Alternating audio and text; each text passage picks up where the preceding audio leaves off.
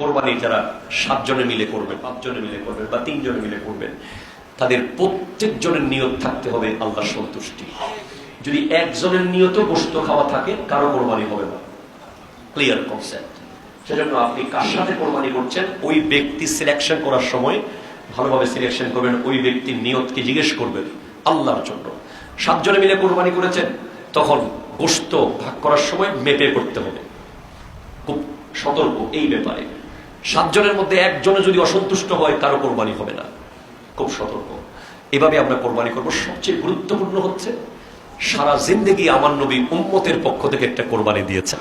আপনারাও চেষ্টা করবেন আপনাদের কোরবানির একটা ইচ্ছা রাসূল সাল্লাল্লাহু আলাইহি ওয়াসাল্লামের জন্য দেওয়ার। এটা আপনার জন্য বিশাল বড় সৌভাগ্যের বিষয় যে আপনি নবীজির পক্ষ থেকে কোরবানি দিতে পারতেছেন। সুবহানাল্লাহ। কেউ যদি আকীকা করতে চান কোরবানির ভিতরে, একটা গরুতে 7, মহিষে 7 ইচ্ছা, ওটে 7, ছাগলে 1, দুব্বাই 1, ভেড়াতে 1, মোট এই 6টা পশু।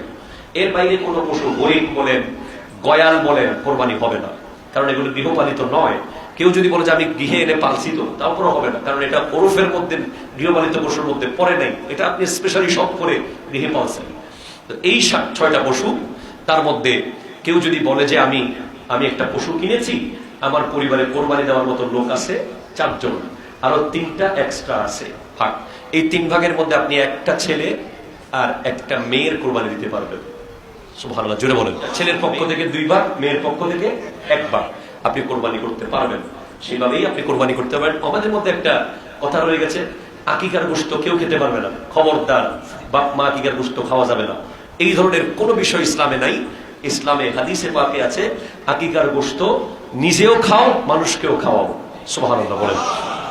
এরপরে আরেকটা কুসংস্কার আমাদের সমাজে আছে, এই 10 দিন মুরগি জবাই করা যাবে না। অনেক জায়গায় শুনেছি সেটা। এই ধরনের আজগবি কথা, আজগবি ফতোয়ার সাথে ইসলামের কোনো সম্পর্ক নাই। এই 10 দিন আপনি বেশি করে মুরগি জবাই করবেন, কারণ কয়দিন পরে তো গোশত খাবেন। এই 10 দিন বেশি বেশি মুরগি খান। আল্লাহ বুঝার তৌফিক দান করুক, আমিন।